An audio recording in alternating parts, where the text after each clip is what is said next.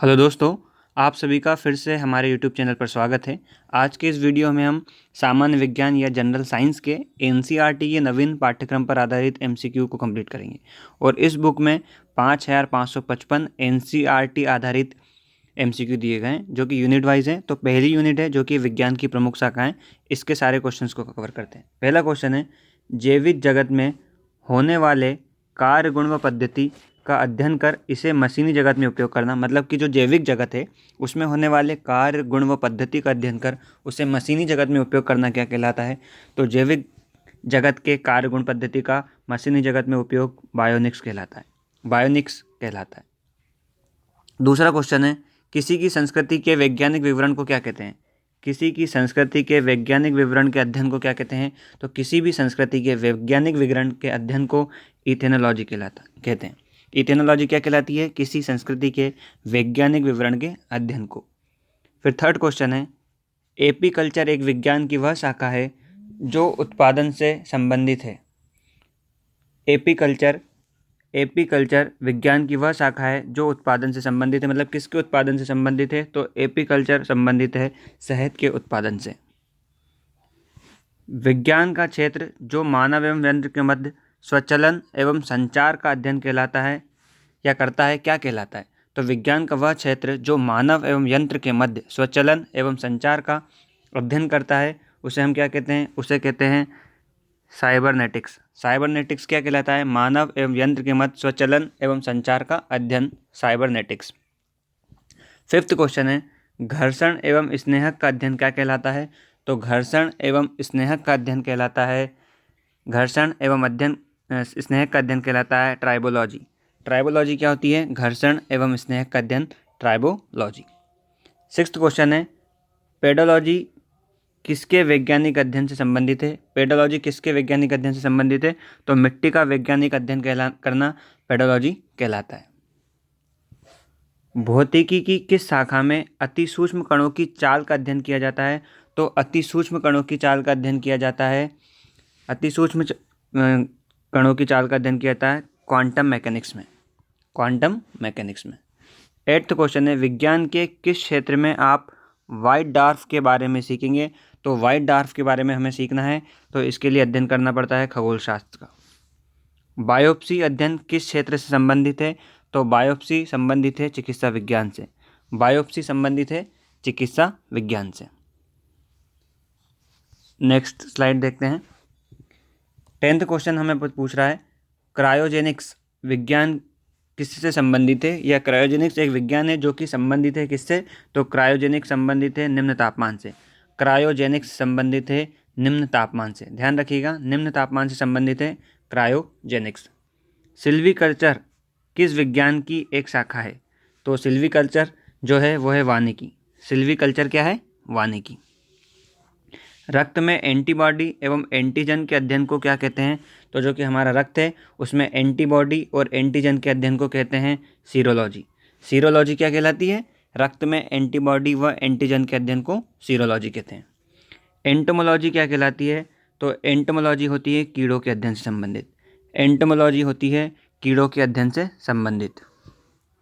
14th question, ecology का संबंध किससे है? तो इकोलॉजी का संबंध है जीव और उनके वातावरण से। जीव और उनके वातावरण से में जिसका अध्ययन करते हैं उसे कहते हैं इकोलॉजी। ट्राइकोलॉजी किससे संबंधित है? तो ट्राइकोलॉजी संबंधित है बालों के अध्ययन से। बालों के अध्ययन से संबंधित है ट्राइकोलॉजी। हिपोक्रेट्स विज्ञान की किस शाखा से संबंधित है? तो जो हिपोक्रेट्स है वह संबंधित है चिकित्सा विज्ञान से। हिपोक्रेट्स विज्ञान की किस शाखा से संबंधित है? हिपोक्रेट्स संबंधित है चिकित्सा विज्ञान से। डेक्टिलोलॉजी संकेत भाषा किसको सूचित करती है? तो डेक्टिलोलॉजी सूचित करती है अंगुलियों से संभाषण। अंगुलियों या उंगलियों से संभाषण कहलाती है डेक्टिलोलॉजी। डेक्टिलोलॉजी। निम्न में से असत्य युग्मों को पहचानना है तो कौन सा इसमें से असत्य है? तो देखिए, पहला कवक का अध्ययन माइक्रोलॉजी बिल्कुल सही है। कवक का अध्ययन माइक्रोलॉजी बिल्कुल सही है। रक्त का अध्ययन हीमेटोलॉजी ये भी बिल्कुल सही है।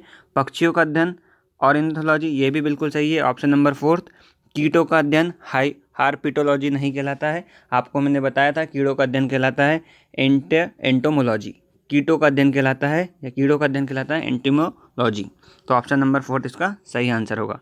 दंत विज्ञान का अध्ययन या दंत विज्ञान किसका अध्ययन है? तो दंत विज्ञान के अध्ययन को कहते हैं हम ओडोंटोलॉजी। ओडोंटोलॉजी दंत विज्ञान के अध्ययन को कहते हैं। 20वां क्वेश्चन,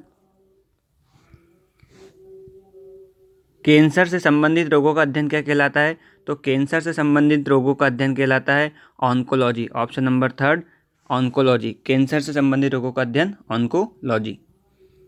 चट्टानों के अध्ययन को क्या कहते हैं? तो चट्टानों के अध्ययन को कहा जाता है